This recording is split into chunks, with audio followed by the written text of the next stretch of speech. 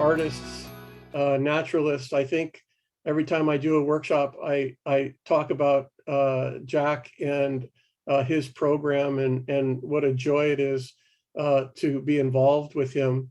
And I think if you don't know who he is, I think you're going to enjoy his program. But John Muir Laws, we call him Jack. He calls himself Jack.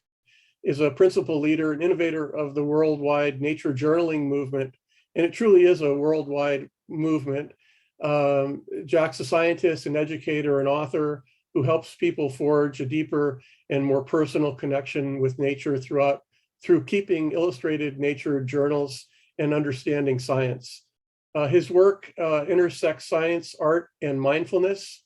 Trained as a wildlife biologist and an associate of the California Academy of Sciences, he observes the world with rigorous attention. He looks for mysteries, plays with ideas, and seeks connections in all things he sees. Attention, observation, curiosity, and creative thinking are not just gifts, but skills that grow with training and deliberate practice. As an educator and author, Jack teaches techniques and supports routines that develop these skills to make them part of everyday life. He was given in 2020 the Bay Nature Local Hero Award for his work in environmental education.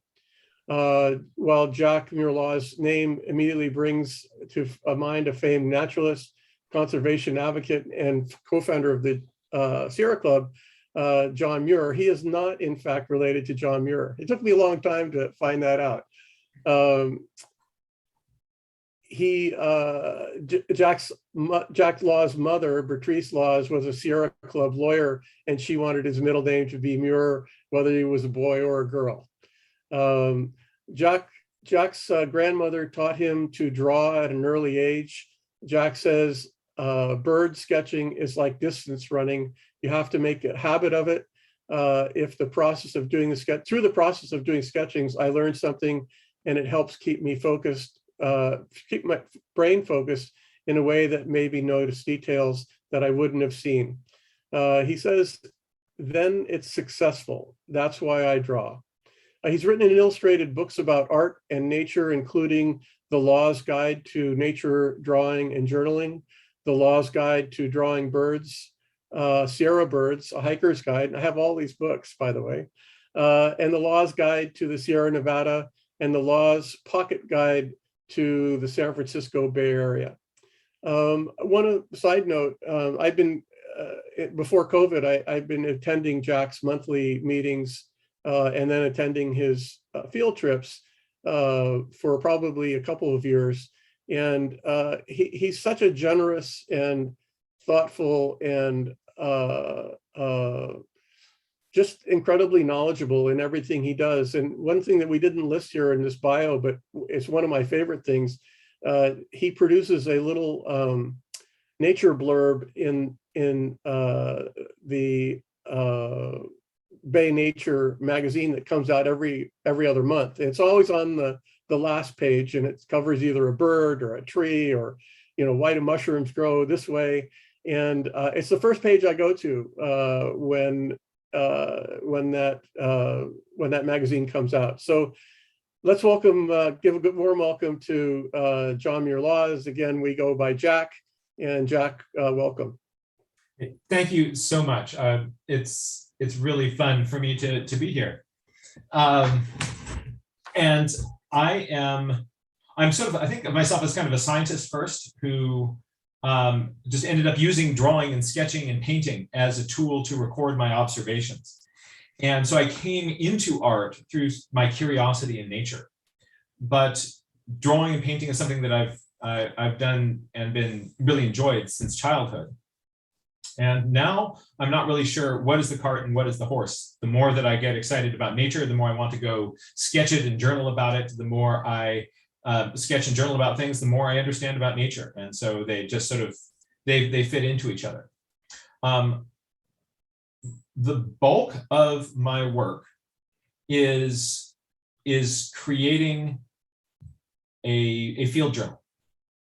So rather than finished pieces that kind of go on a wall or into a book. My big interest is sort of live action, being out there with the critters and watching what they do and learning something new about them, and then getting those sketches down into my journal. And so what I want to do is maybe start just by making a distinction between the kind of sketching that we do when we're live with the critters and the kind of sketching that we do if I'm making a scientific illustration.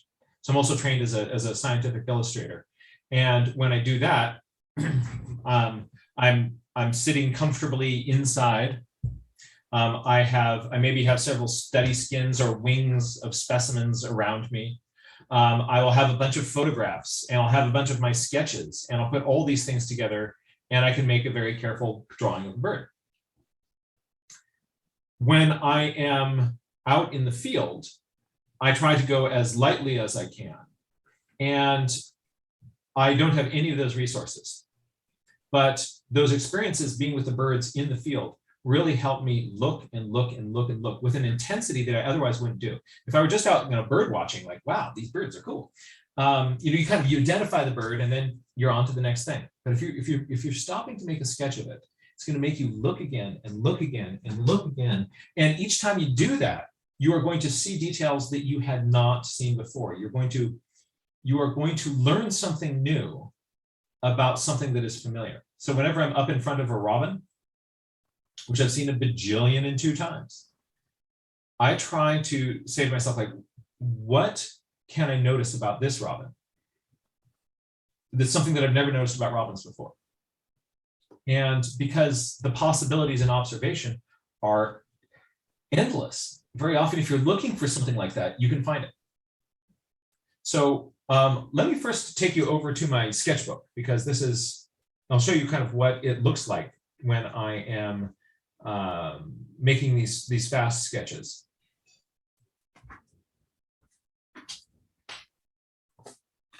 All right, so this is a hardbound Strathmore toned paper sketchbook, and this is kind of here are some birds and non-bird things. So let me see.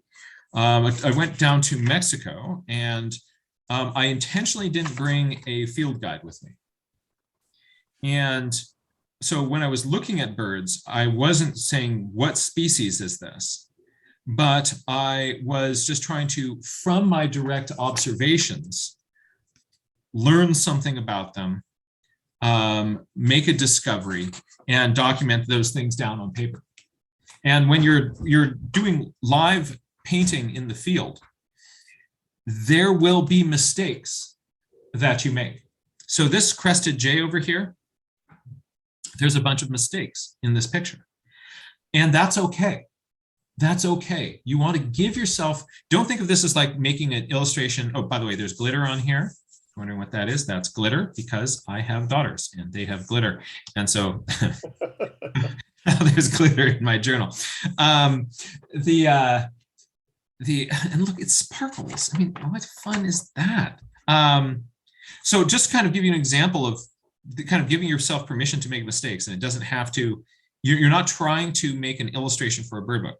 So I see this bird, it's up in the canopy. I'm got my binoculars out, my sketchbook on one knee, and I'm trying to make a sketch of it. And this is what I do. And then the bird disappears into the brush. And a few days later, a few more birds later, oh, there it is. The same bird pops up. But look at it now. Look at this little white slash in the cheek. I mean, isn't that interesting? That was something that I had completely missed back here, if it was there, right? I saw another one with this alternate, with this alternate face pattern. Let's kind of zoom down on that. No, we're not zooming today, are we? We are, now we're gonna zoom. There it is. right? So this one has a few little white spots back here, and this one has this big cheek stripe. I mean, that's interesting. But I'm not worried that, oh no, I drew something wrong in my journal. What I do is I just, I've learned something new. Any big air quotes mistake is me learning something new. A few days later, same bird, look at it now. We've got all these more complex patterns. The details on it are kind of getting more, every time I see this bird, I'm learning additional layers of information about it. And I think that, and here's the final time I encountered that, I think that that's a very productive and useful way to think about the sorts of sketches and drawings that you're making in the field.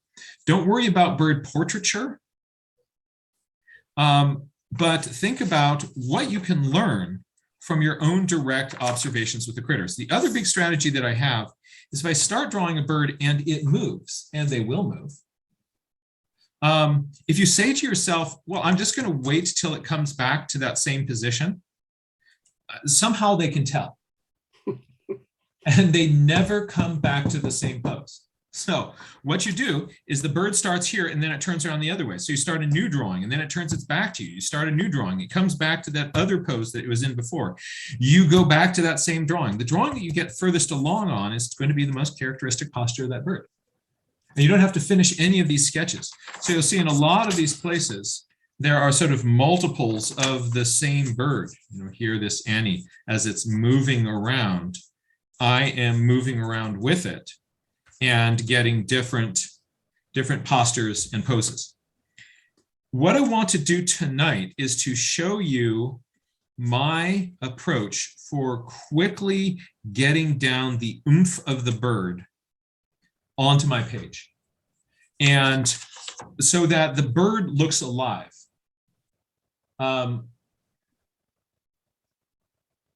Rather than kind of get into the weeds of, how do you draw in all the primary feathers? How can I kind of quickly get down the oomph of this thing? I've trained myself to focus on a few key parts of the bird that are critical for getting the posture and the feeling of that animal. And I want to share those with you and then show you my approach to kind of making, we're going to take some of these drawings and then turn them into a watercolor illustration of that species. So let's start just with a look at what I think are kind of, my first few lines, and these are deliberately chosen in a specific order. When a bird first pops up in front of me, what I do is I draw in the line along, so essentially the negative shape along that bird's back. And some birds, you'll look at them and there's sort of a straight line right along their back. Other birds that may have their head popped up, what you're going to see is there will be a head popped up. So what I'm doing here is I'm not looking at the bird, I'm looking past the bird at the shape of the air next to that bird. So you can get a little bit better focus there. Bringing in more lights. Oh, that light is dead. We're going to get one more light.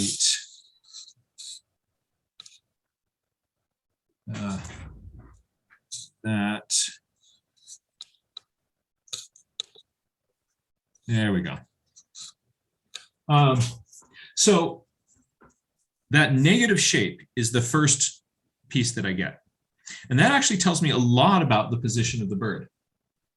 The next thing that I do is I put in a little ball, little oval, lightly, loosely for that bird's head. And when I'm doing this, I'm looking at how big is the head of this bird relative to the body. So some birds have really, really, really, really, really big heads. So an example of that, here's this kingfisher. Again, we've looked at this earlier. Kingfishers have huge heads. They're just like all the effort that should go into making feet sort of goes into making the head and the beak on a kingfisher.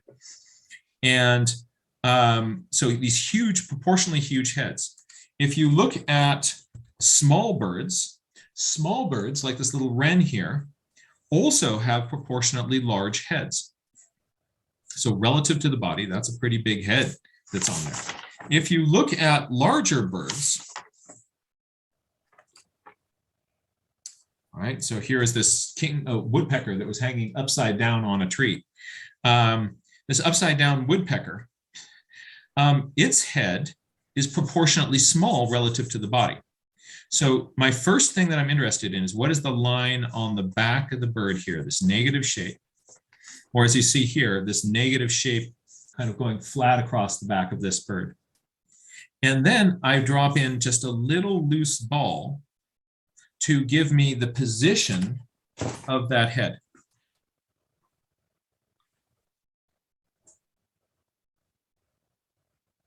My next line is to show which direction the bird's head is pointing. And I draw in a little line that is the eye-beak line. So on birds, the eye and the beak actually line up with each other. So if this is a sort of a larger bird head drawing here, the bird's beak sits on this line, and the eye rests right on top of this line. And so this one line gives you a lot of information about the these important features on the head of the bird. So I put in that one line that helps me place my eye and my beak. And the eye is going to be a little bit closer to the front than to the back. So this distance here between the eye and the beak is often shorter than you think it is. So that's a good place to double check. So drop in those little lines. So it's 2 lines in a circle so far. The line on the back, circle for the head. Which direction are you looking? Then I put in one more little negative shape. What is the shape right on the throat and the start of the chest of the bird? So maybe on this one here, what is that negative shape that is right out there? So negative shape, ball and line, other negative shape.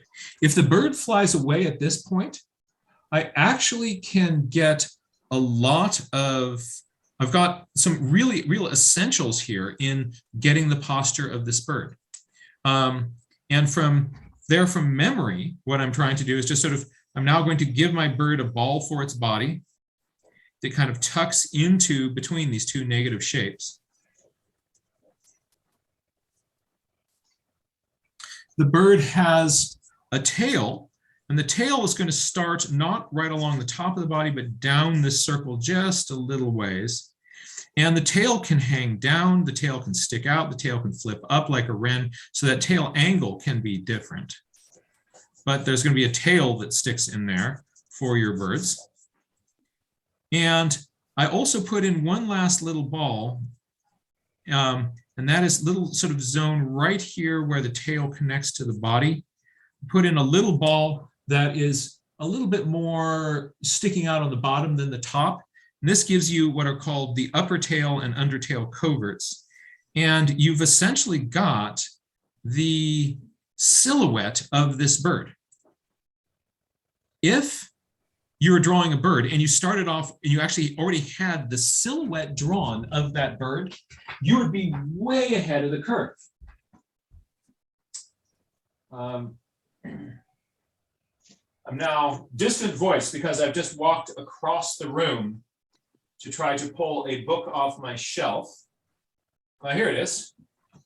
A long time ago when I started identifying birds, I got the Peterson Field Guide to Birds, and something that's really cool. In the start of this book are these little silhouettes. And you think, like, why do silhouettes? Like, isn't the important thing all these little field marks? It turns out you can identify every one of these birds by its silhouette. They're that distinct. So if you started off with something that had that silhouette, that's going to get your bird looking like the bird. If I try to put Shrike details on something with kingfisher proportions, it doesn't matter how many Shrike details I put in there, it's not going to feel like that bird. So getting that original silhouette is really, really, really helpful. So again, what is my approach? I first have that line on the back. I have that ball of the head, and that's where I'm thinking about the proportions. Is this a big head bird or a little head bird? What direction are you looking? And that negative shape in the front, the front of the throat and the upper chest. What is that shape going to be? Bird flies away at that point. I'm still going to be able to block in the oomph of this bird from that. I'm now going to show you two other little kind of detail lines that are important or helpful to put in. What about the feet and the legs? The legs are going to come out at a forward angle from that body.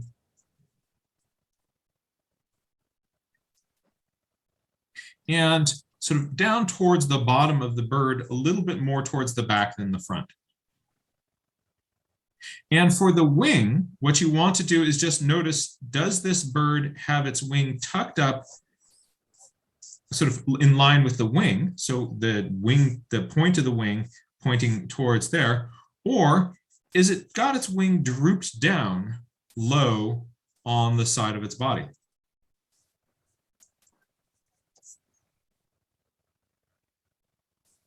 With those details, I've got the framework of my bird. So now let's use this approach to sketch a bird together. And I'm going to be showing you a photograph of a bird, and I'll be drawing along with it, and then we'll turn that into a watercolor painting.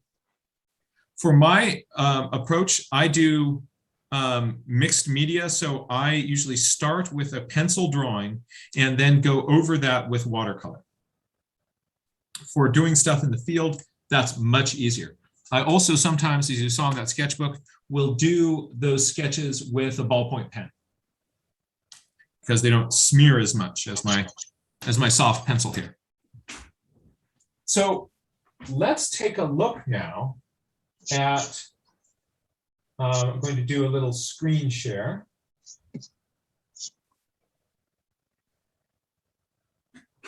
All right. I'm going to be looking at birds on the left, and we're going to be drawing them on the right-hand side here. I'm going to walk you through kind of how I go about kind of getting the shadows, the textures, and a suggestion of detail.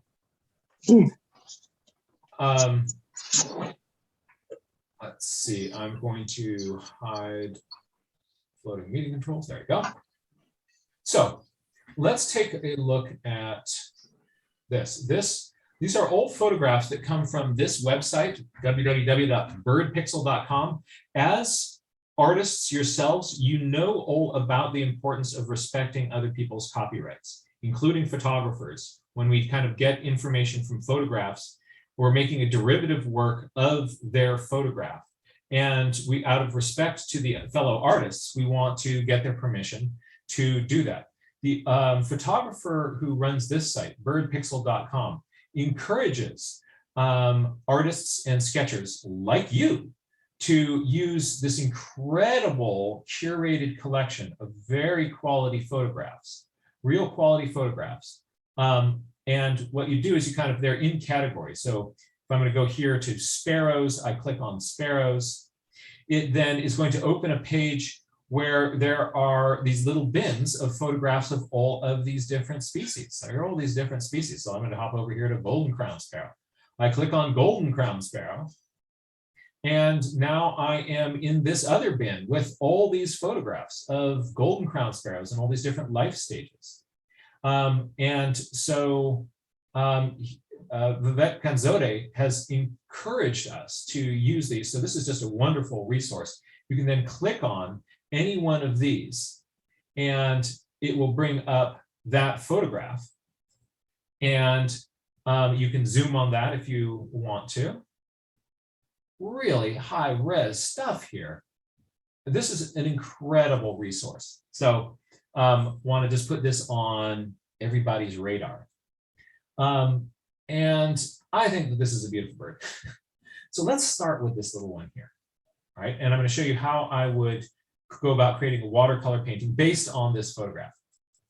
I take a similar approach when I'm out in the field sketching from life. It's just that photographs are more cooperative. So that'll help us today. But look at this. Here is this negative shape on the back. Look at the shape of the green back here, not the bird. Look at the green back here. When you look at this, you see how it's easier to see that angle. What I want you to do is air draw with your pencil right now, that angle. So air draw that angle. And when you get that loosely kind of feeling right in your hand, let's put that down on our page lightly and loosely. And so when I am doing this, I'm going to be blocking this in here with a light. This is a colored pencil. I often do my light block-ins with this pencil. This is a Prismacolor Kohl Erase non-photo blue pencil. It makes really wonderful light ghost lines. The problem with them are that they're so light that when I do a demonstration on the screen here, you won't be able to see any of the kind of frame-in lines that I'm doing here. So what I'm going to do is use this pencil instead of this. But if I was out in the field on my own, I would be using this pencil. Essentially, it's a really lousy colored pencil. You try to make your sky blue with this colored pencil, it will not kick out any color. But for blocking things out and laying things in, it's just terrific. It's not as waxy as a lot of other pencils, but it will leave a little bit of that waxy resist residue. So I don't apply this heavily, but I usually just sort of put this on and then just watercolor right over it. If I put this down too heavily, of course, I'm getting a little bit of that problem where your waxy pencil makes a resist. But I'm going to show you kind of how I would block this birdie in using this pencil. I'm going to start just by saying its back is, whoa, we want to be on the screen, don't we? The back is loosely at this angle. And it has a little head out here that's roughly this big. And now I'm looking at which way is it looking. So this bird is kind of pointing its little bird head out this way. And I'm going to look at that negative space underneath its throat. So the negative space underneath this bird's throat comes down at it, and then there's a corner right there.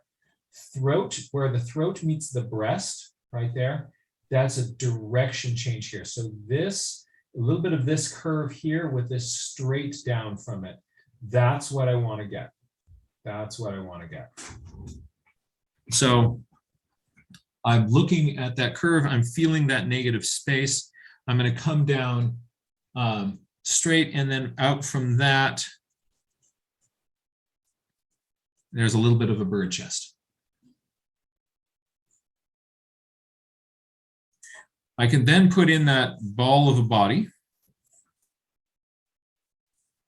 You see how that ball of the body tucks up into that line that I made on the chest. This bird's tail is basically in line with that back, but kind of coming down a little bit lower. And then I've got my kind of undertail coverts in here. That is that sort of lump on the back of the bird. To kind of tighten this up, there's a few other negative spaces I'm going to look at. I love looking at negative spaces, especially at the start of a drawing, because now if I notice something is off with my negative spaces, I can still do something about it. So I love to look at what is the angle on the forehead. What angle is going on there? This one has a neat little angle on the back of its neck, kind of here. So there's a little bit of down over down. All right. Sometimes you get a really great negative space angle where the undertail coverts, that's those feathers right here, meet the breast and belly feathers down here. So I look for that negative space. This bird's legs are coming down at a forward angle. Very often you'll find that the legs are not perfectly parallel with each other. If the bird is slightly turned at an angle, you're not going to see those really parallel with each other. So expect them to be at a slightly different angle. Very often the one that is at the back, you're seeing that as a more up and down angle. The one that is further back away from you, you're seeing that one at an angle that is not as steep. Hey, Jack, I Yes. just want to let you know that you're getting some lag on your screen share. I'm watching the smaller version of your feed, and that's not lagging at all. So I don't know if that's something is fixable or is just something we'll live with. It'll be fixable if you don't get to see the model bird. So if I just jump over to, we just have kind of our major screen. I think it's not horrible, but that's just something that's going on. Well, actually, let me try something. If it is a little bit of a problem, what I'm going to do is I'm going to stop this share. I'm going to take this screen, take my Zoom screen and put it over here. Hold on a second. And this over it. And now share screen again, and I'm going to share desktop one more time. And let's see if, how's the lag now? If I do 1, 2, 3. It's better. That's better? Yeah. Thank you so much for the feedback on that. Folks, sorry about that lag. I hope that wasn't too irritating. I know it is sometimes weird to hear somebody say, you know, there are 3 things. That 3 comes in a little bit later. So I'm going to put in this bird's wing. And what I do is I notice where in the front of the bird, there's going to be a curve in here where the wing starts, and there's going to be a point out here where the wing ends. So this bird's wing is ending out over here and is kind of generally parallel to the ground and starting up in there. So just got this little hook. That's going to help me place my wing. So now what I'm going to do is I've got my bird blocked in. I'm now going to put down this light colored pencil. So I would be putting down my non-photo blue pencil. This would be the extent of what I would do with that waxy non-photo blue pencil. And these aren't super waxy, so that I still can paint over them. And I'm going to pick up just a regular graphite pencil, and now I'm going to draw in a few more details on this, and then we'll turn that into our watercolor.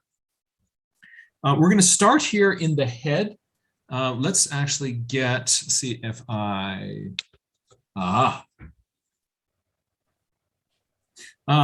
here in the head of this bird, I'm going to do something very subtle, but it makes a big difference in making your birds look more lifelike and more lively. What I'm going to do is have this bird's head. This bird is looking ever so slightly towards you. So its beak starts within the head here.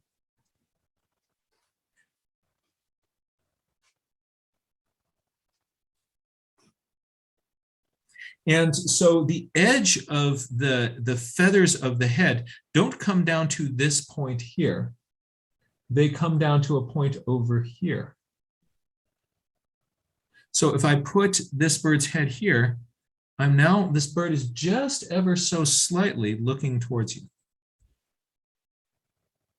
And that's going to make your birds just be so much more perky.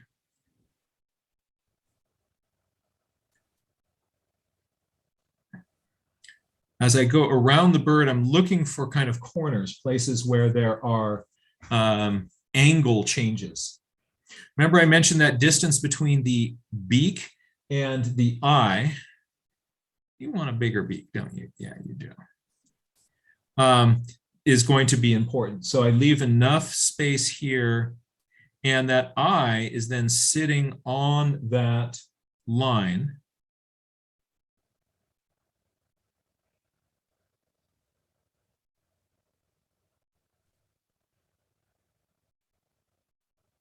Birds sometimes have just a little bit of kind of a light ring of feathers right around their eye. Birds also have a pad of feathers that comes back, the top edge of it here, you're seeing it as green, and then it swings down along the side of the head and comes right up to the corner of the mouth here. So there's this little strange pad of feathers that covers the bird's ear. The bird's ear is a little hole here underneath this little pad of feathers. And very often patterns on the birds will go along the sides. Oops, sorry for kind of drawing off the screen there. Of these little lines. Remember, this bird is looking towards you, so the center of its head, you're not looking at a straight-on profile view here. You're looking at a 3/4 view of this bird. So there's sort of a line that comes, sort of a pale yellow line that starts to go up the middle of its head that you're seeing there.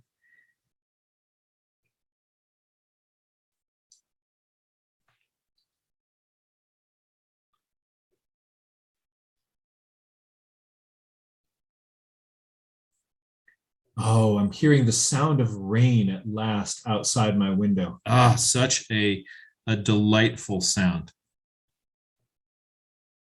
Really look for angles, corners on your bird as you are drawing them. People tend to over-round birds, but if you look for some of those corners, they really do help sort of form your bird. This bird's head kind of comes in this area right here, and that's right where this little black part kind of comes in. Here's my bird's back. This bird has a big upper back of green feathers. There's a pad of feathers above its wing called its scapular feathers. That is this light green pad here. So this is all at first sort of the back feathers, but this is actually one discrete zone from this one. And this one tucks over the top of the wing that you can see kind of coming down here.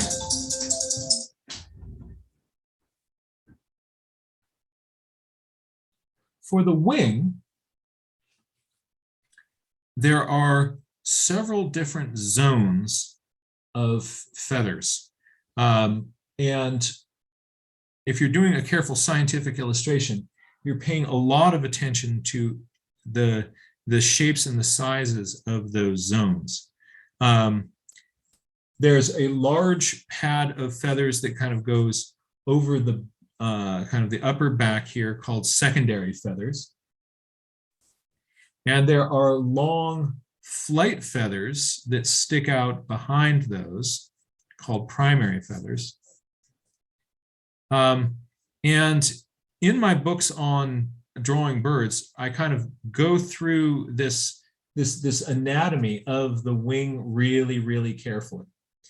It helps to understand a little bit of kind of avian structure to be able to draw these critters. But the really nice thing is that the patterns of feathers that you're going to see on this bird's wing are also going to be seen on the wings of a hawk, or they're also going to be seen on the wings of a gull. They're also going to be seen on the wings of the robin or the sparrow. So you don't have to memorize a bunch of different things. If once you kind of get the basic wing form down, you can, you'll be able to reuse that strategy again and again and again. You don't have to relearn it for every bird. So on this bird here, it has up in this area these scapular feathers, and we're seeing kind of an edge of that scapulars here. Here's my back of my bird. There is a zone of white feathers right up at the top. Those are called covert feathers. Those are median covert feathers. The greater covert feathers come down here, and they have part of the bases of them are white. And the ones out on this edge are gray. There's more gray up in this area here. this pad that goes over the back of the bird, those are the secondary feathers, and the primary feathers stick down here. The last little piece of this, for those people who are really anal retentive birdie people, is what's called the alula. And that is a little bird, the feather that's actually attached to the bird's thumb, which you can see right here. It's this black little bar right there. One last little pad of feathers down here. Those are what are called the primary coverts. So I'm going to just suggest where those are. So I map out the locations of these different zones in the wing.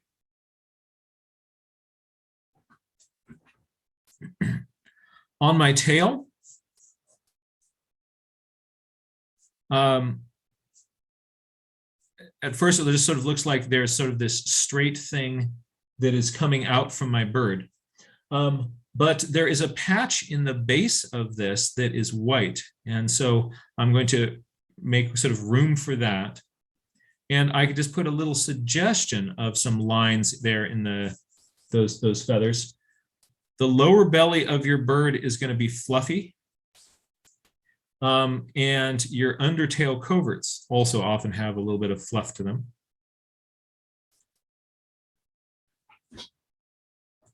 Final thing here, let's put in those big bars on the chest. I'm going to have a line that is kind of coming in this way. And I don't want to kind of draw this in too carefully here because it's going to look better if I actually do this with watercolor. But right now I'm just sort of blocking in roughly what is going to happen.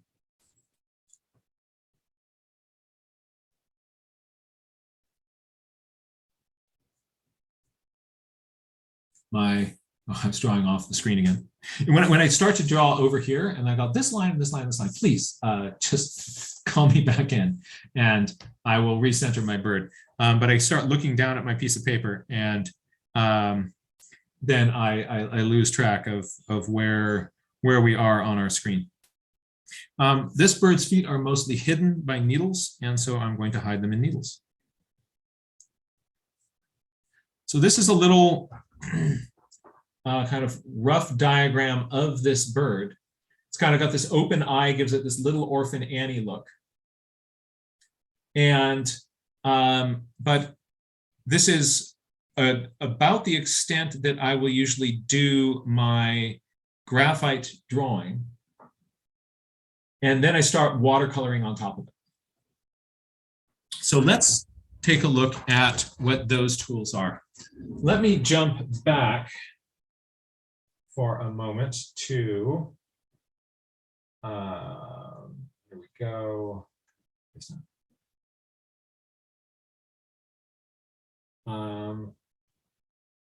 see here. Hi, it's me again.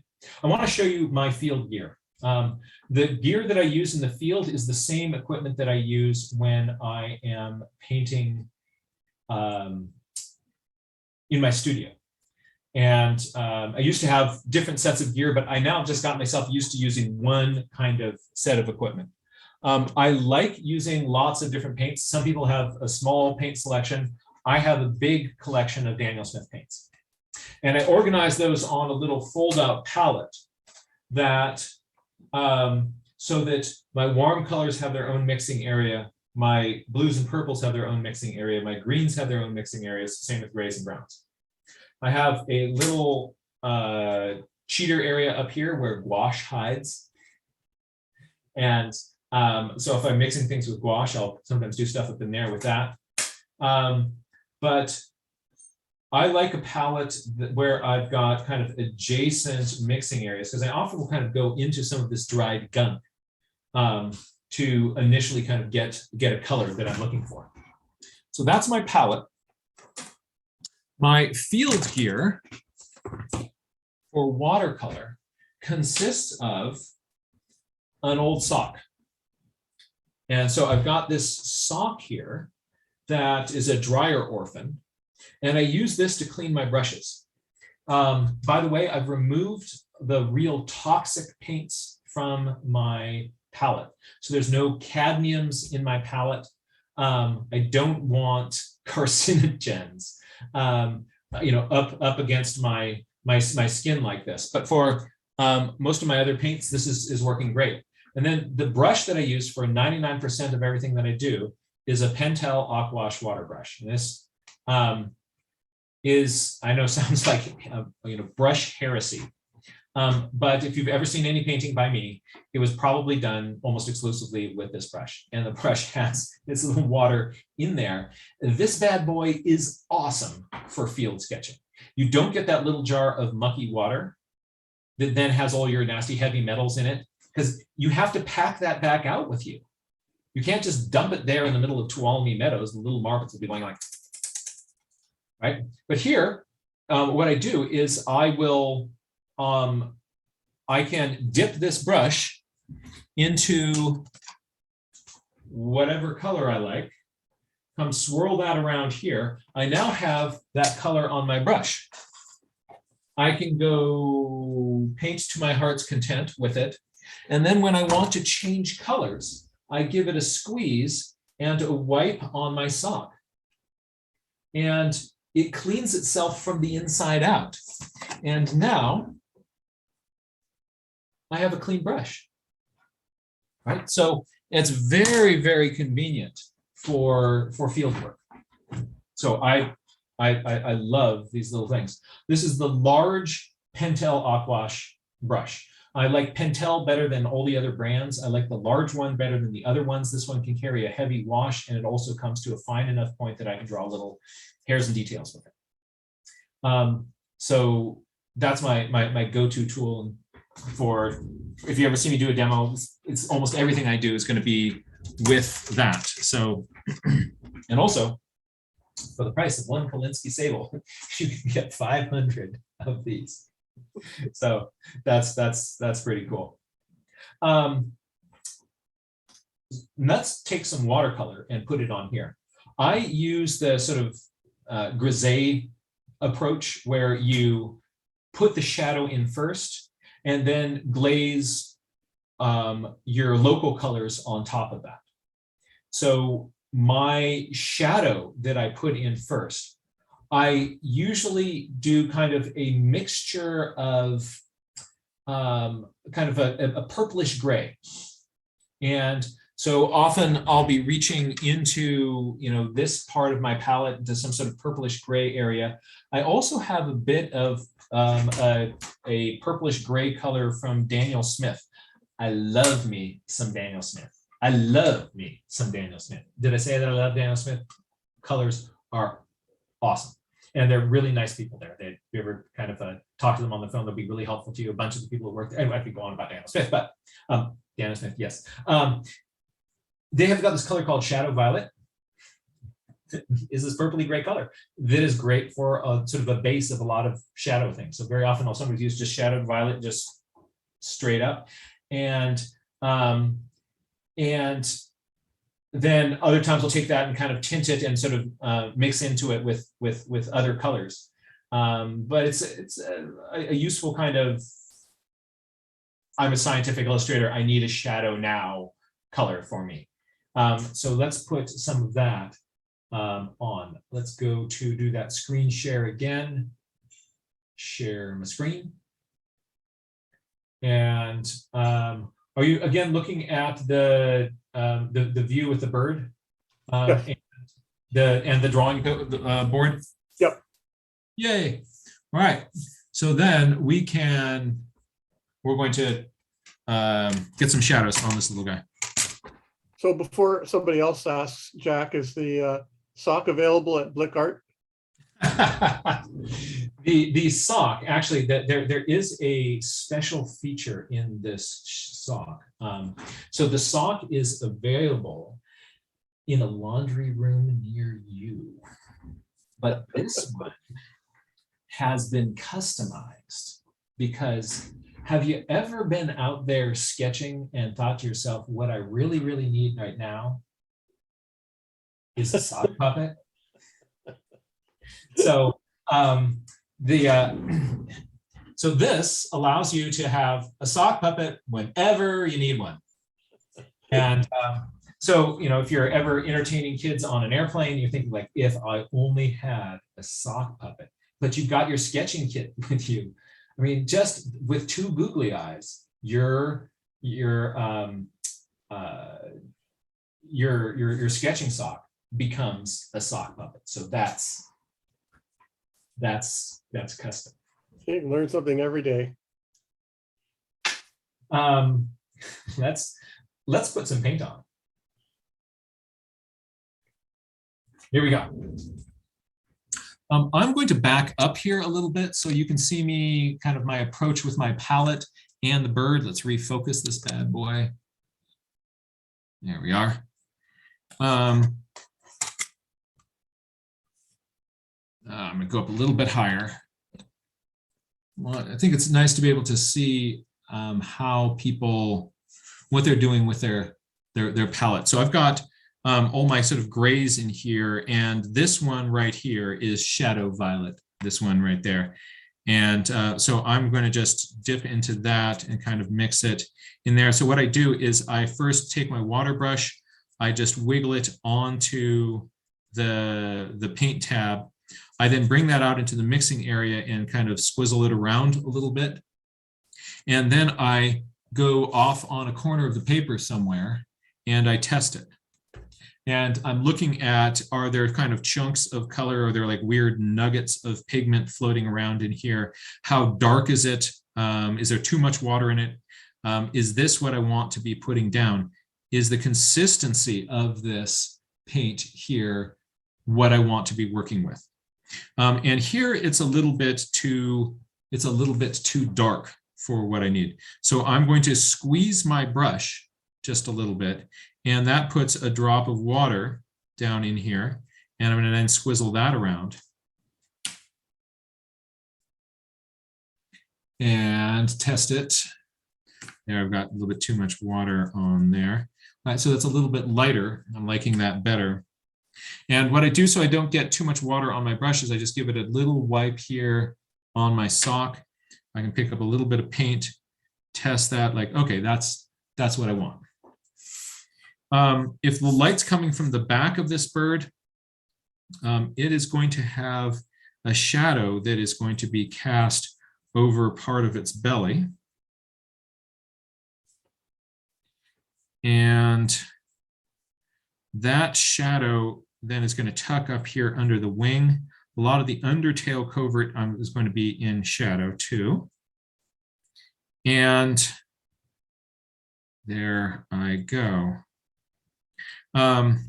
I can make part of that a little bit more intense if I want to, but I want to, like there where the kind of the body curves in this part here.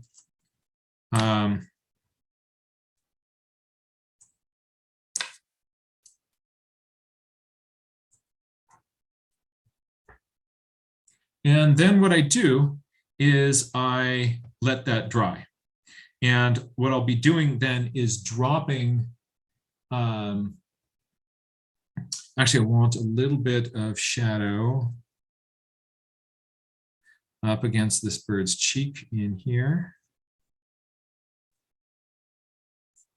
And maybe a little bit of shadow, yeah, that'll be nice. A little bit of shadow right where those kind of covert line is.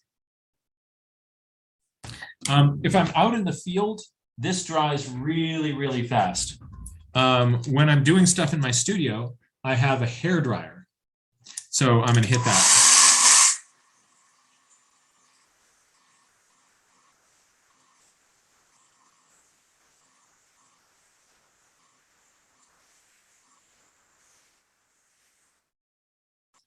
There I go.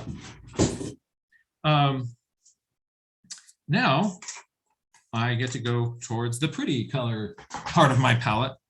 The primary yellow that I use for most of my stuff is Hansa Yellow Light, again, Daniel Smith.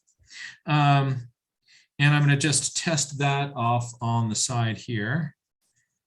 Get some more on my brush. Tap into here. When you're on your palette, one of the cardinal rules of palette stewardship is thou shalt keep thy yellow clean. Right? So I let a bunch of these other colors get a little bit kind of mixed and a bit gunky, but I want to keep my yellow clean, because if I get some green in here or something, I am never going to be able to get a bright, clean yellow out of that. So a couple of things that help me do that is that right here in my palette, I have a big glob of yellow paint that sometimes if my brush is dirty and I need more yellow, I'll go into that. That's just more Hansa yellow light. And look here in this green mixing area. You see that stuff over there in the corner? That's a big dried glob of yellow paint that when I'm mixing greens, I can slosh into that. And that helps me keep my yellow clean. So let's see this yellow. Yeah, that's reasonable. And I like to do the approach, kind of the classic watercolory thing of, I'm going to start with my lighter values and work my way into my darker values. And so my little bird friend here gets yellow, and I can actually put a lot of yellow just all across the face here. I'll be going over that with some green later on. And that shadow pops through it.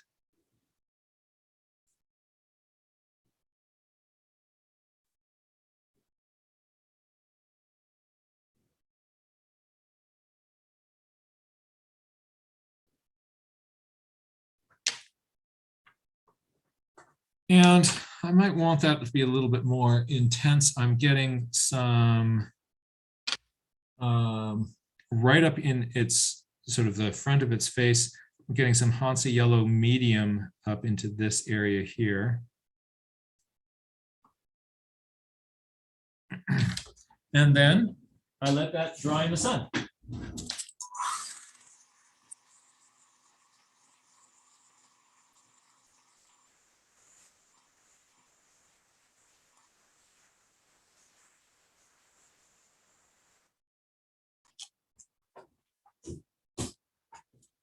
Now I'm going to play with that green. This is some rich green gold right here, which is a lovely kind of warbler green color.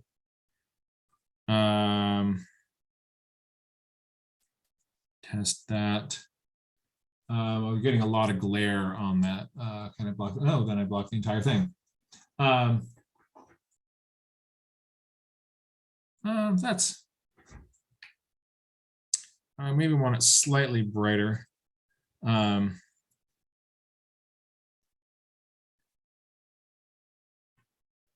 I'm going to put some of this. Oh yeah, I put it over my my yellow, and I like what it's doing.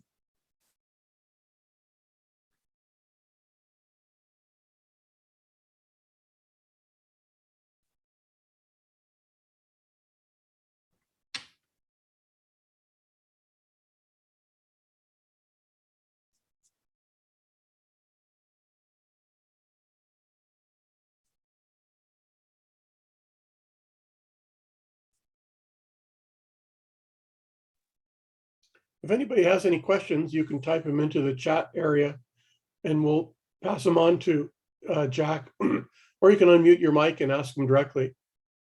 Yep, I encourage people to ask me questions. I have a question. Yes. Michael, go ahead and ask. Okay, thank you, Pat. Does the pad of feathers that we see very often around birds' eyes, that is generally darker, does that somehow protect their vision? Have to do with their vision, like protecting them from glare, sun glare? Are you talking sort of in this area up here? Yes, on many birds, we see that kind of band of darker feathers by the eyes. Yeah, That's a really interesting question, sort of like a football player. exactly. I don't know. I have heard somebody say that, and I've seen that in print, but I don't know what the strength of the evidence for that is. I'm always sort of suspicious of kind of explanations that seem like they make a lot of sense. But there's not kind of clear data behind it. So I really do not know, I'm afraid. So I'm going to have to give, I'm going to have to pass that one on to the next ornithologist. Thank you. So I'm just sort of adding in some more layers in there, trying to get a little bit of texture. And as you kind of watch more birds and you sketch more birds, what you find is that you start to sort of figure out like where you can be, like what little marks are kind of are really important. What marks are going to be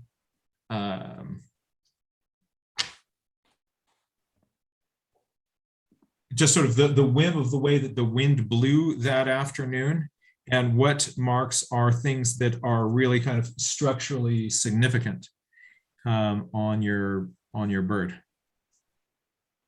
Jack, I have a question. Once the yellow's dried, would you ever consider going into that area and dry brush some wispy black with a light brush? I wouldn't really do that in the yellow area, because those, like I'm seeing like in the green area, I can get away with, putting in some more, some sharper darks.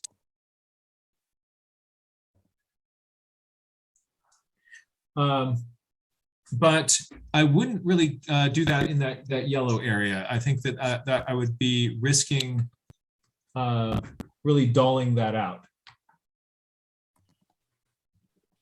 Let me put in one more little kind of yellow highlight here. I'm going to take the tip of my water brush, kind of fan it out a little bit, and give this little yellow spot here.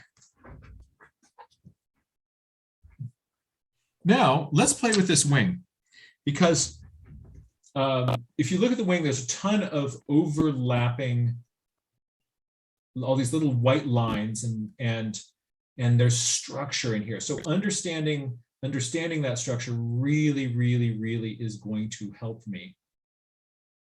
But how can I kind of get in there and not get lost? A big strategy that I use in drawing the wing is I found ways of kind of drawing in some of the darks that leave the lights. So the edges of a number of these feathers have, one way of doing this is that, yeah, you can use, a white colored pencil or gasp, a gel pen. But since this is a watercolor workshop, I'm not going to go there. Let's just take a look at how I can kind of create those effects with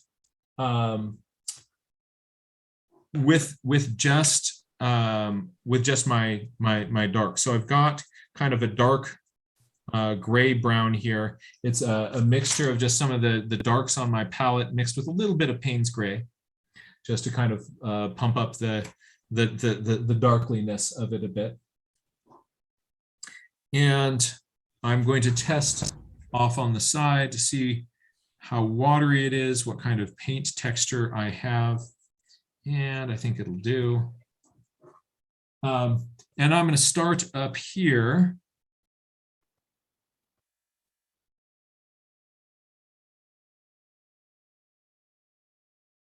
With some of the darks that are around that little white spot. And then what you're seeing is the bottom of these white feathers, and then the feather below them is half dark and half light. So that dark band that is coming across the wing here, that is made by a feather that is light at the tip. And so that's actually not a whole, so that light and dark is actually two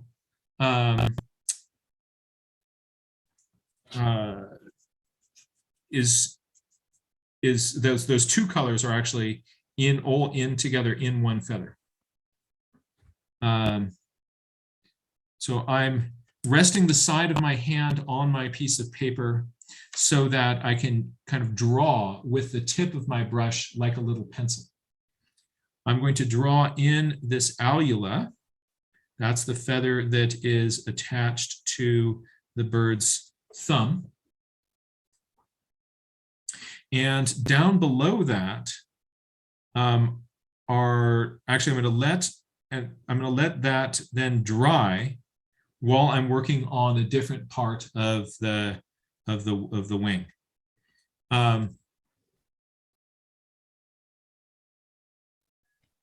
I am going to, let's see what I want to do.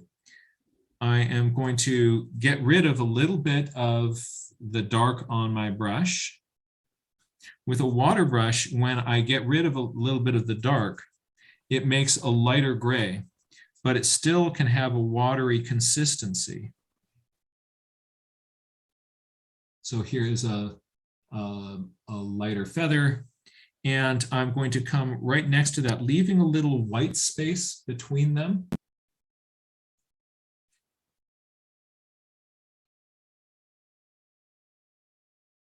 To be the next little feather, and another over here, leaving a little bit of white space between those little other feather marks.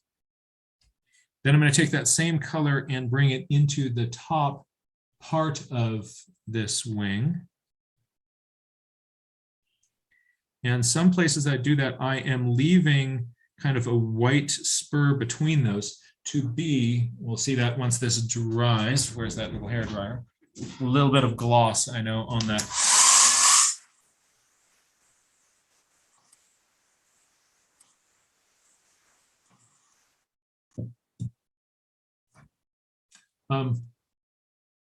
Now I am going to go into the feathers here on the back. These are called the secondary feathers. I'm going to turn my page up this way so that my hand works at a more comfortable angle. There are 3 feathers that stack up right in here. Here's feather number 1 with a light edge. Here's feather number 2 with a light edge with a little white tip on it. And then there's actually a 3rd feather that takes you all the way down here. Then there's a whole pile of feathers with bright white edges. Those are the secondary feathers. So I'm going to try to get kind of a hint of that effect.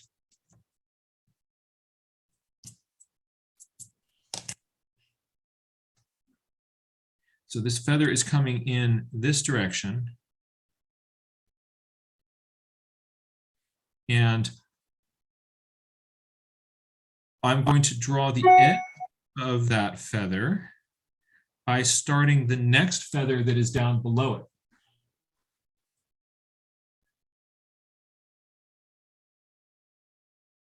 So here is my next feather, and it's going to have this sort of darker gray core in here. And then it is going to have a paler edge and a light tip.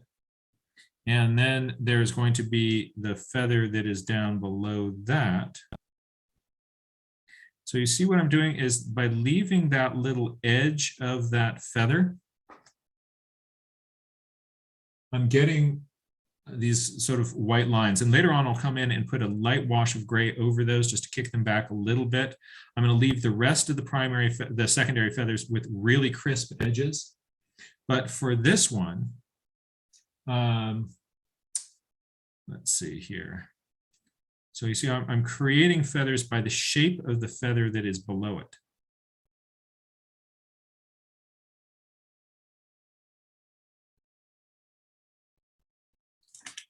And now I'm going to get some very dark paint, maybe mostly Payne's gray on the tip of my brush. Make sure there's not too much water so that I can draw fine lines with my water brush. And my hand resting on the side of the paper so that I can draw fine lines without a hand jiggle. I've got a little bit of a tremor, but if I put my hand here on the paper, then it helps kind of take care of that. these edges are going to come down.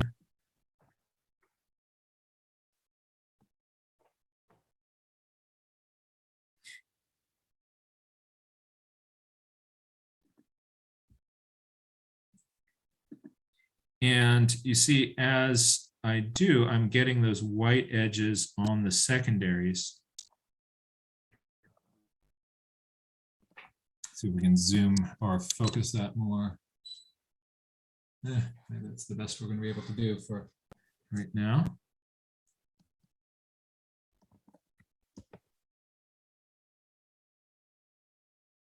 Understanding the anatomy of the wing really helps. Being able to say like, oh, those are my secondary feathers over there.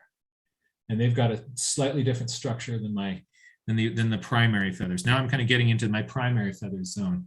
Up in this area here, there's a solid dark area. That's my primary coverts.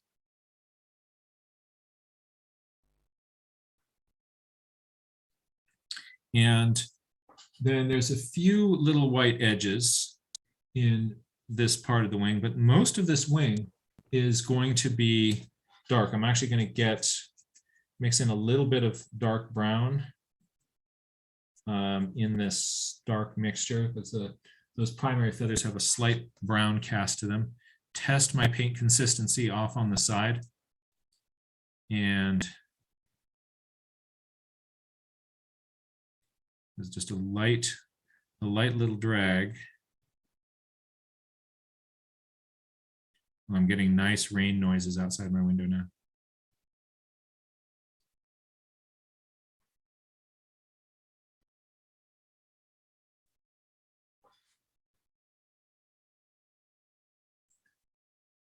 And then the tip of them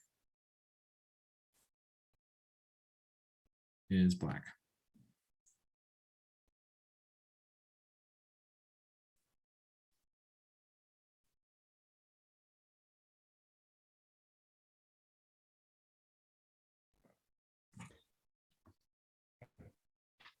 For these tail feathers, I'm going to do the same thing.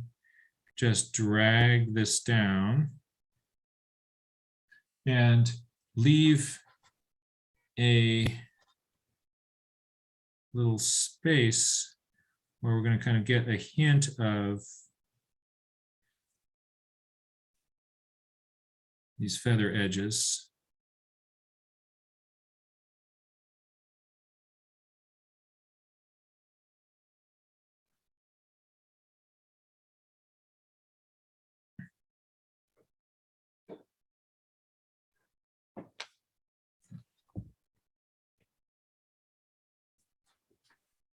Everyone's impressed with your freehanding of straight lines. Well, I'll show you my trick on that. I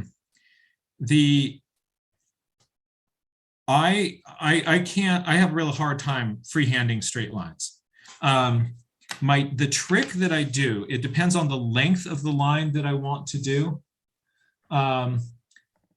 If I, let me just kind of mix up some dark paint here.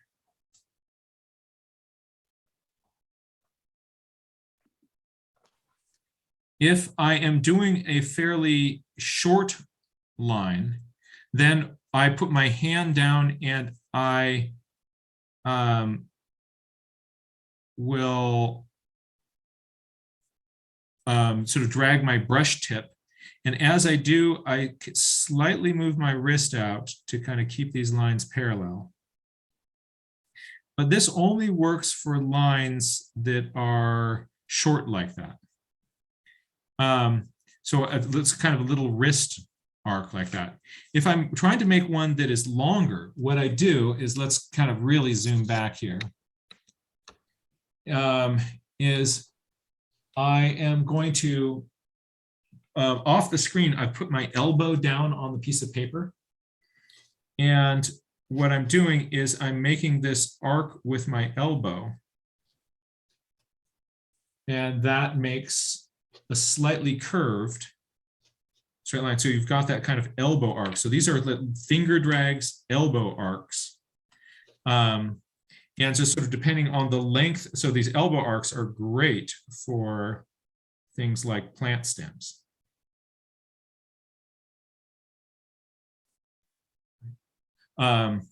And if you have your elbow in the same place, then you can make a set of parallel lines. Once I move my paper and move my elbow, I'm not going to be able to get a line that is right back in that same spot again. So if I want a set of a couple parallel lines, I'm not moving my hand really between those. That's my approach for that. Let's bring this birdie back down. I want this part, I want my wing here to kind of settle in a little bit more. So I'm going to right up against where one part meets the other. I can put just a few little shadows and edges to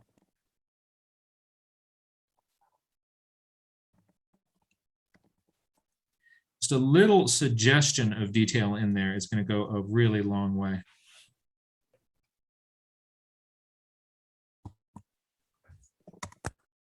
And then the really zooming in a little, please. I'm sorry? Would you mind zooming in a little, please? Sure. Thanks. Thank you. Now I'm going to get a little bit of more Payne's gray, and I mix it with other nice sort of dark colors. One of my favorite dark colors, dark value colors, is Bloodstone Genuine, Daniel Smith. And at first it kind of looks black, but then you kind of get it the right light. It's going to have this sort of warmth and sort of brownish in it, a little bit of reddish in it. And I'm going to use that for the dark that is underneath the throat of this bird. So I can just go straight down here with this. And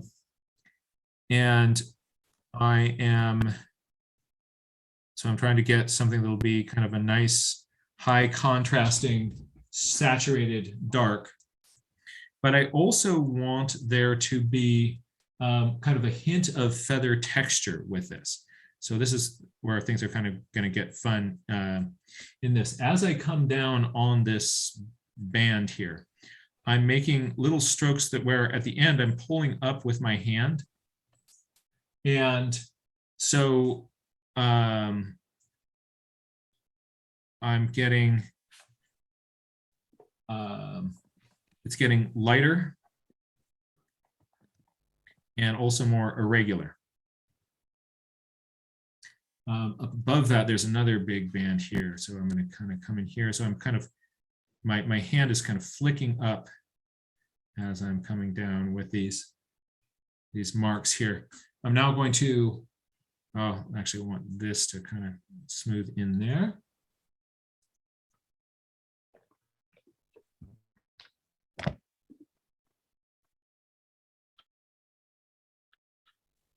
And right up here along the edge of the throat, I am going to just drag a few little lines into the dark.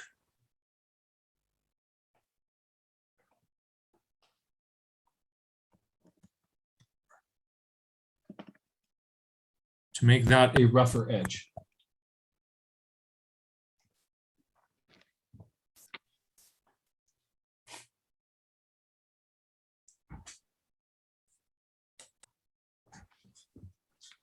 My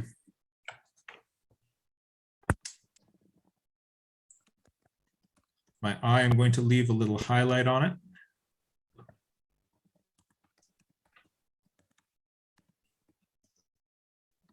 And you see the upper part of the bill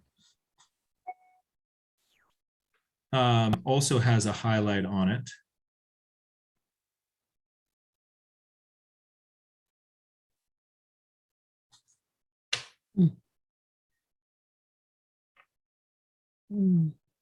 Sweet.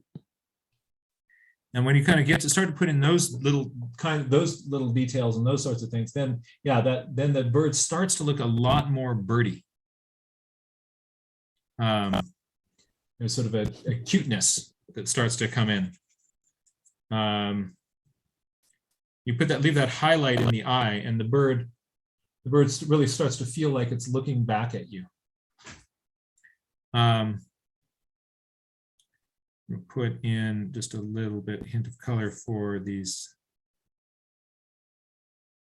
legs dropping down.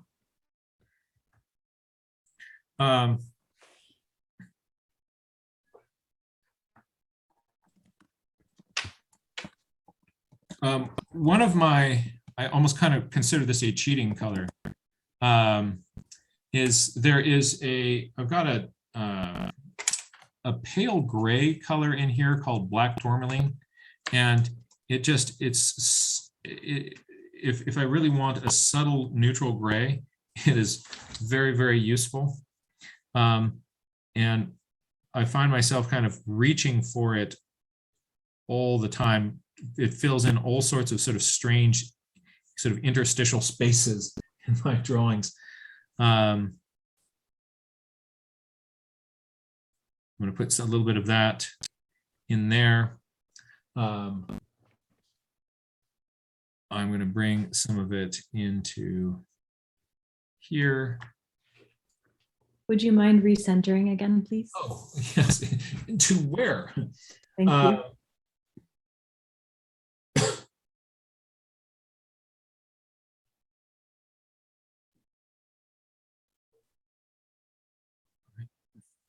What was the name of that gray, Jack? So it's this. So I've got there's two colors that I kind of feel like I feel like I'm cheating when I use them, just because they are like, oh, that is just such the little gray that I want.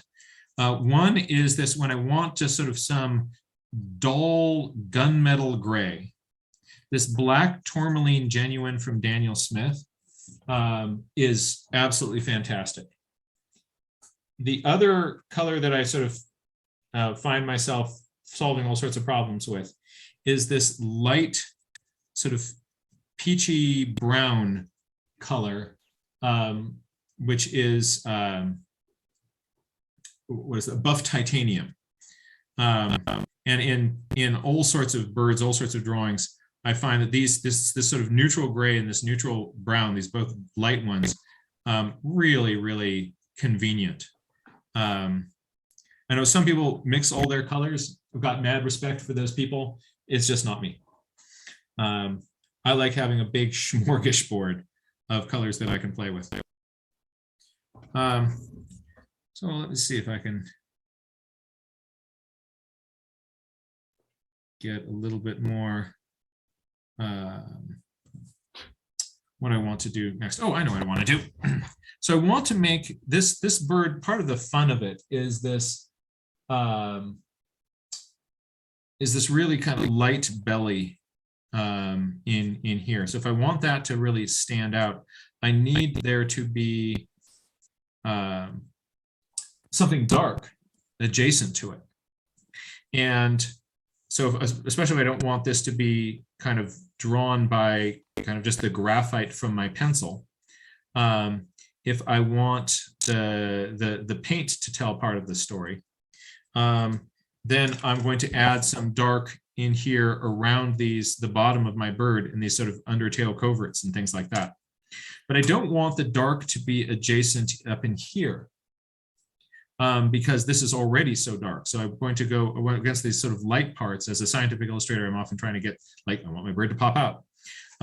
So there's a few really dark value paints that I love to use. One is Perylene Green. I also mentioned Bloodstone Genuine and Indanthrone Blue. All of those, you see, that's Perylene Green. You know, it's a really dark green, but it allows me to kind of go for a really dark value when I want one. So here underneath this bird's feathers, I am going to see what I did is I drew in a few little hatched lines and into the body of the bird. And then here is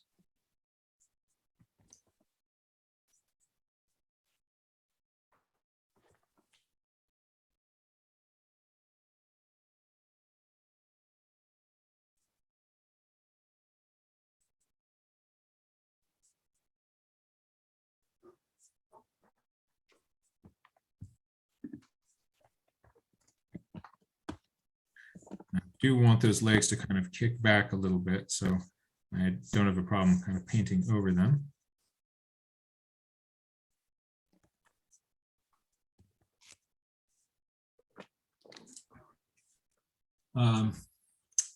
Let's see here.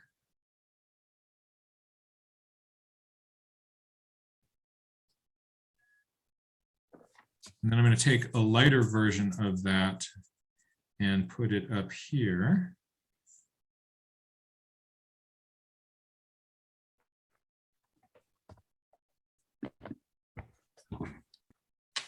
And that really helps those undertail coverts pop out as being really light. That also then is going to allow me to actually get in there and put a little bit more shadow on them, which I want to do. Now I'm kind of putting in some kind of fussy details. So I'm going to put in a little bit of, I'm sort of fraying the tip of my brush. And I have a little bit of light gray on it. And so I can put a few, a little bit of texture into the bottom of my undertail coverts. I'm also going to add a little bit of texture and fraying the tip of my brush. I test that off on the side of my page. I guess that doesn't really show up on the screen. There's a little hint of some gray there. Jack, there's two questions about fine feathers. One is, do you ever scratch back the black to expose some white to create feathers? And how would you paint very fine feather texture on the top of a bird's head? Right. Well, let me actually play with this bird's texture just a little bit, because this is looking a little bit dull in here. Okay. So I'm going to lift out actually some color in here to allow a little bit more light to hit the top of my bird.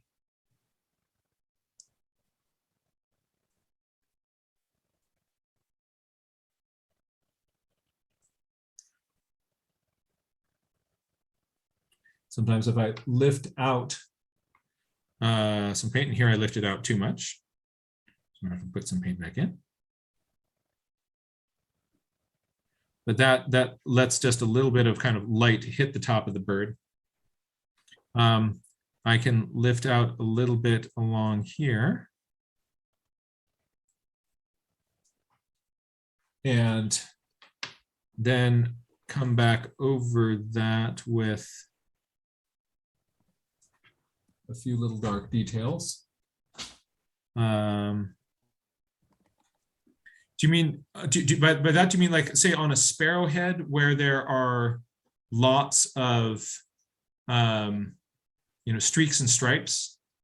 I think that the question may be about, if you look at the picture, you can see a couple of really fine white feathers on his chest. And then again, if you're really pixel peeping on the head, you can see very fine black feathers on top of the yellow. Do you worry about that, or is that kind of beyond your field sketching not ability, but what you're trying to do in the field? Scope. There's nothing wrong with it. I'll show you the way that kind of my hack for doing that. Let me first dry this, and then I'll sort of show you how I might approach that. Let me just dry here.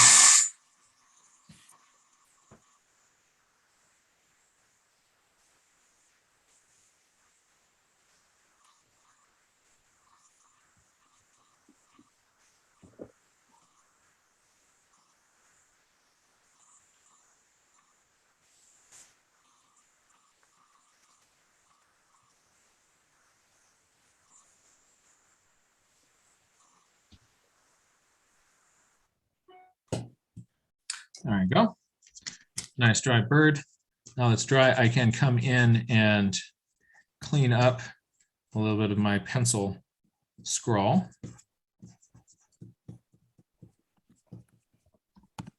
You'll need to recenter again. Oh, Whoopsie. And just to give you a time check, Jack, we're probably, we got about 8 minutes left. Okay.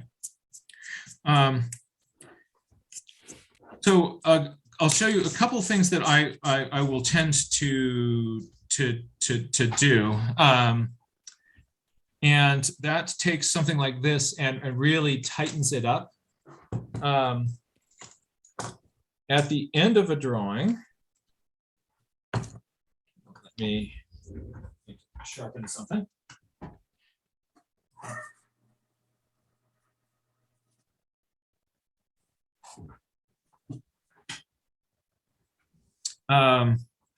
So I think of most of my stuff as mixed media. So I don't have a problem with coming in and using a pencil to punch in and just sharpen a few of the edges around my drawing. I know that in some watercolor styles is not something that we do, but as a scientific illustrator, I find that approach really, really helpful. It can just kind of crisp up aspects of my drawing.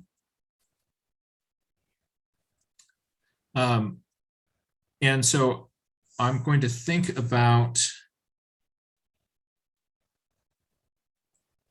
so for instance, here on the chest, I brought this line down here, didn't continue it all the way, kind of picked it up over here so that that line points towards that line, gives a little bit of space for light to get in there.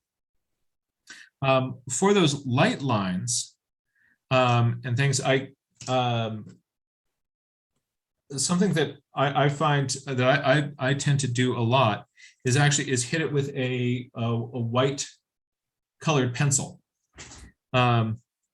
And so on the back, what I'm going to do is on the top of this, I'm going to give it just, see how just a few of these little kind of details in here. All of a sudden, you're seeing a little bit of these little light highlights bouncing back at you. Take a look on the back here as I do the same thing.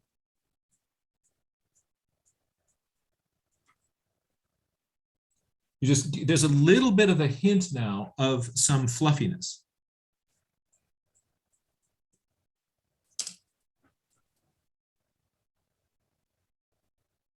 Similarly on this chest here, I'm going to go very lightly.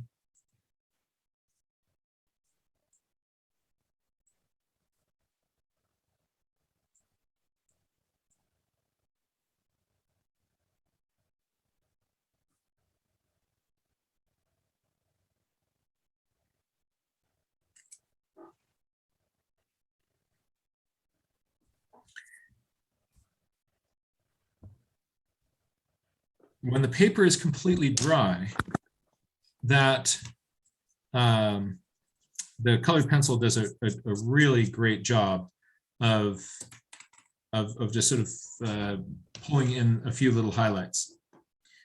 Another thing that I will sometimes do is use a white gel pen. And with the gel pen, let's say I look at the leg there and there's a little highlight on it. I can take this and just kind of tap, tap, tap, tap, tap, tap.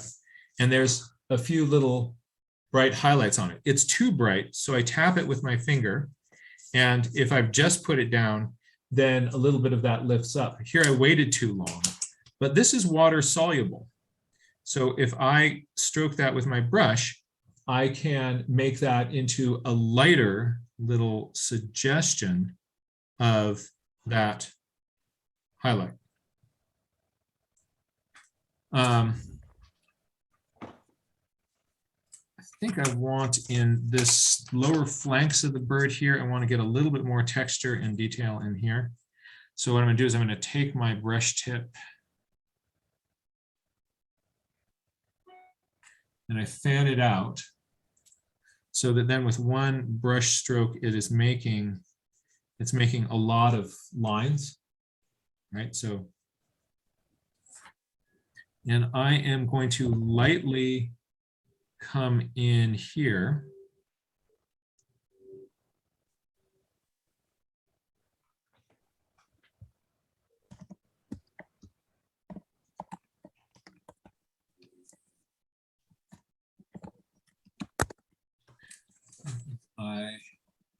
I like that a little bit better. Just gives a little bit of texture into there.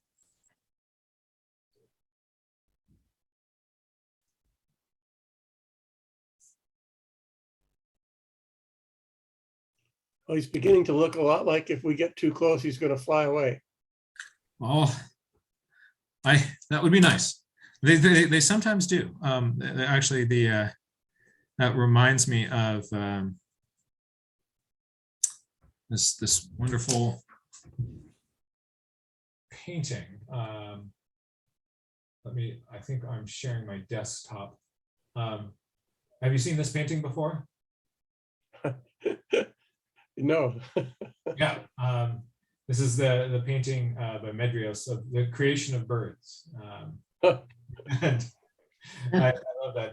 This, just, I mean, what an interesting little story going on there. Who is the painting by? I think that was by Medrios, and it's called the creation of birds. Yes.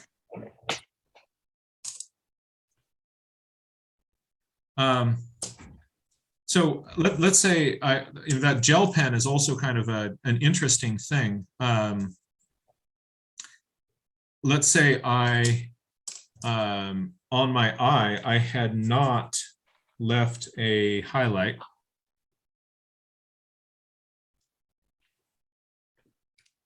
I'm going to hit that with a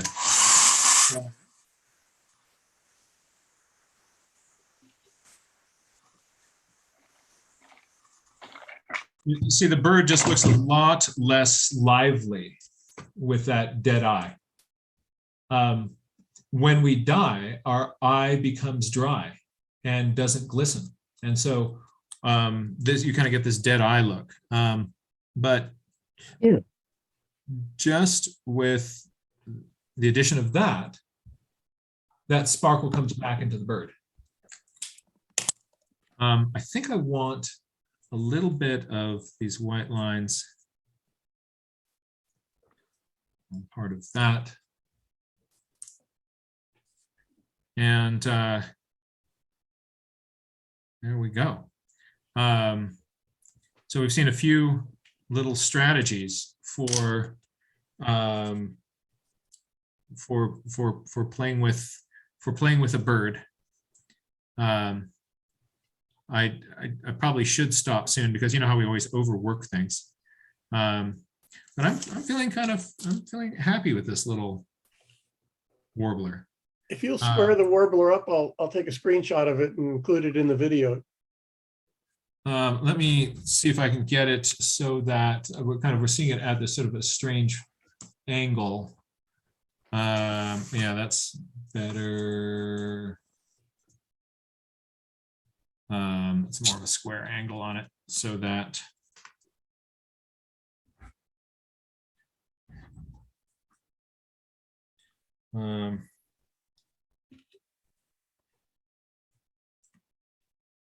maybe I want just test this off on the side. No, that's not what I want at all. That looks great. It does help so much to test your colors out on the side of your paper before they hit down. Because very often you find that what you thought it was is not quite what it is. I'm gonna just give this one a few little details here and there. And the painting feels, well, I don't like what I just did. The painting often feels a lot more like it was better before. And that's a nice thing about watercolor.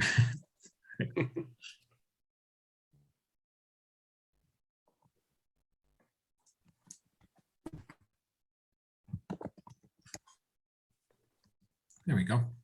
I think before we're looking at this as sort of a weird foreshadowing. I made the bird feel a little bit too skinny, but we can sort of see that it's got a little bit more chunkiness. from this angle.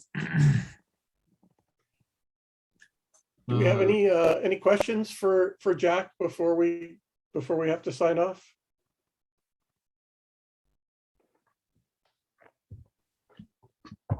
I guess I've got one other thought for folks.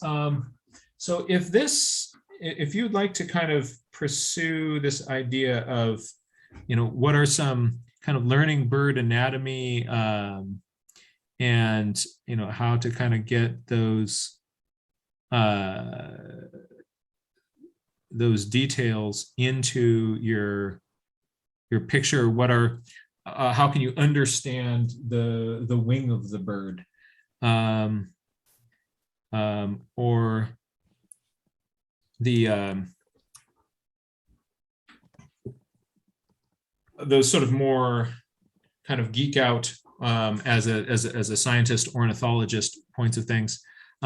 Every week I teach free nature journaling workshops, and we've got different topics each week.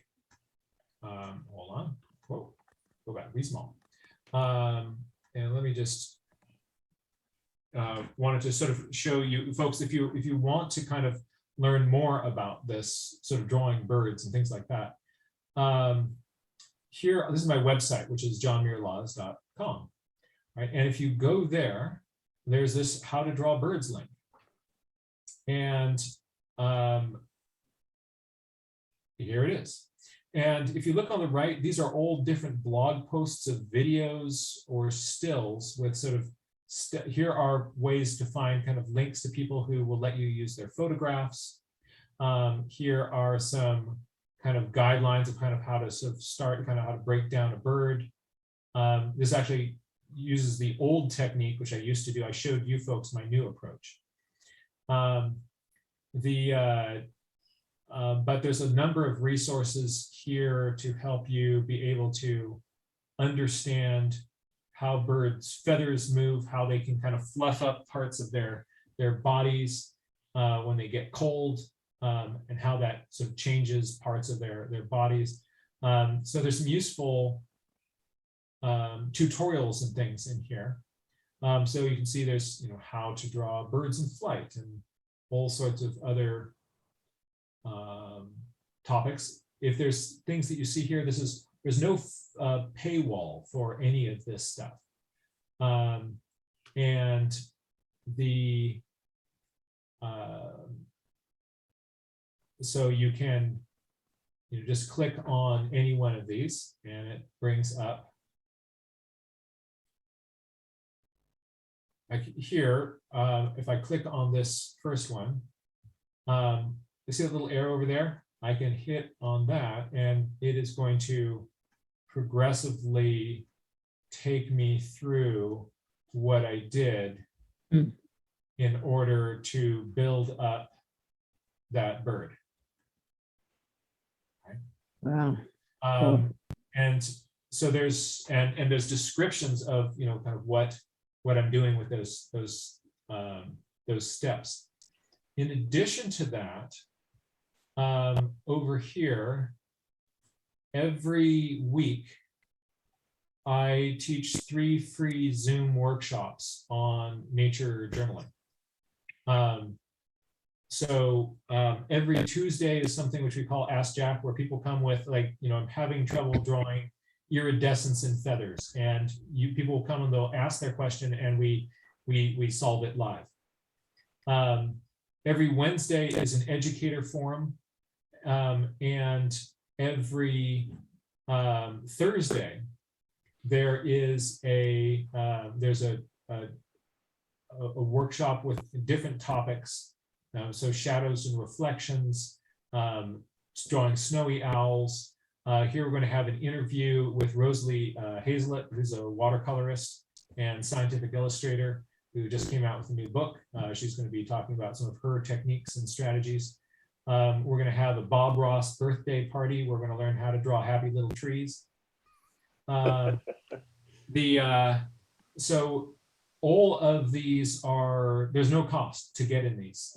Here's Halloween classes I'm doing with the National Audubon Society on how to draw owls.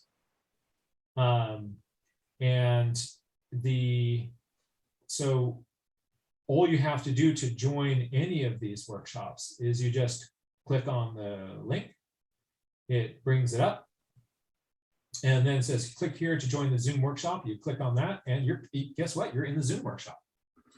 These are all sponsored by donations. There's no charge to anybody, no registration is required. And so those are all resources that are available to you. One other thing I want to show you, I'm going to just bounce over to my home page here. Of all these classes that I've done, if you want to kind of sort through those for things that you want, you can either go to blog archives or click on this little link here, free online lessons, and it brings you to this page where there's lots and lots and lots and lots and lots and lots and lots of different workshops on different aspects of scientific illustration and drawing that you may find really useful. Again, there's no paywall in any of this. It's all entirely supported by donations from people who are able to do that. If you're not able to make a donation, I encourage you to use all this stuff anyway, but pay it forward in another way with an act of kindness or stewardship in nature that you otherwise might not have done. And that makes a really big difference at the end of the day in this beautiful planet that we're on. So I hope that some of these resources are useful to you, and that spending this time here taking a look at some of these techniques for drawing the bird was fun. Well, Jack, thank you so much for your time. As I said when we first started out, one of the things that I'm always so impressed with is your generosity. I knew that you had so much content on YouTube and on your website, and I know that you couch it as being free, but I would encourage people to donate and help Jack continue to do what he's doing. Also, on his website, you can find his books. It seems like you're doing the opposite of selling your books by putting all that content up there, Jack, but your books are beautiful and they're fun to have as reference material at home. And I know some folks are maybe wondering, well, I don't journal, or I'm not into doing birds or whatever, but I have found that you might be working on a big giant landscape painting with some wildflowers in the foreground, and you're trying to figure out how to draw a foreshortened lily, and Jack's got that up there on his website as part of his botanical journaling. So there's a lot of helpful stuff up there, even if you're not into journaling. So again, thank you so much. Absolutely. Thank you folks for being here, and I salute you, watercolor artists. Let's make beautiful things in the world. Sometimes the watercolor painting becomes a lens through which people can see beauty that has been in front of them all along, but that they kind of look like. Have you ever been painting out there beside the trail?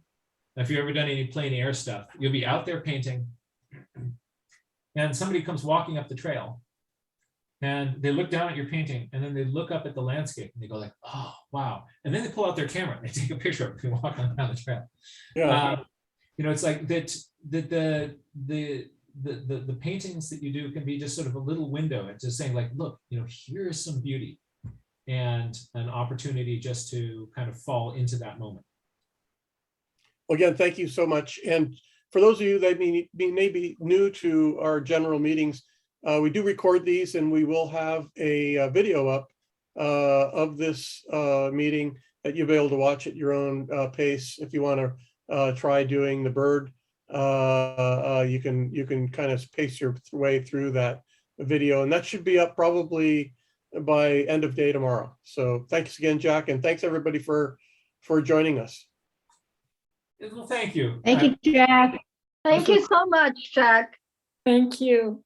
My Yes. pleasure. My Yes. pleasure. I'm really honored to have been invited to come play with all of you. Thanks, Jack. Bye, everybody. Thank you. Bye. Bye. Good night. Good night, folks.